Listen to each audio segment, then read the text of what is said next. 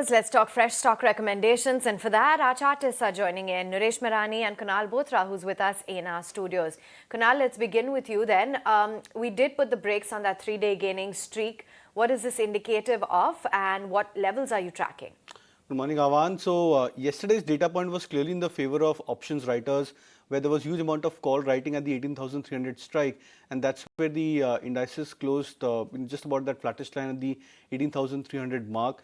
Now today it could be very interesting because start of a fresh week or a weekly expiry, we tend to expect that a particular previous strike, which was a major hub of call writers, could probably have the similar stance on the indices. Now what matters over here is the first half an hour, first 1 hour, whether we actually open down 70 points, 75 points on the index, or we manage to just recuperate some of the losses or the initial losses and come back closer to that 18,300 mark.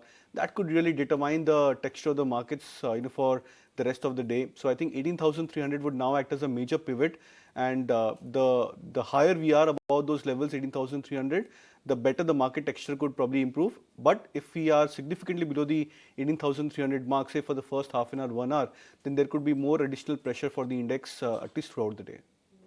Well, it's a sea of red all across Asia as well. Naresh, hi, morning. Yesterday it was largely L&T weighing heavy on the index.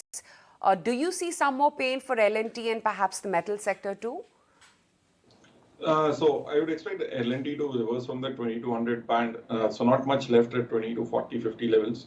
So another percentage or two, and that it becomes a good buy zone. So overall, not looking much from an L&T impact because the whole capital goods segment is still doing really well.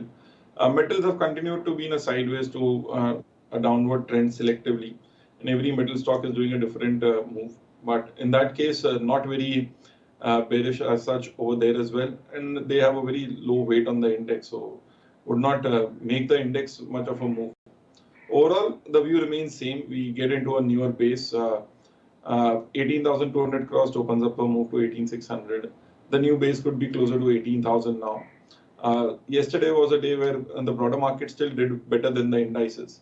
So today we'll need to see whether the broader market momentum continues. But overall, the trend remains positive. It's a buy towards 18,000 if we dip there over the next few sessions. If we get an opportunity closer to 18,000, 18,050 is where you want to buy into the Nifty.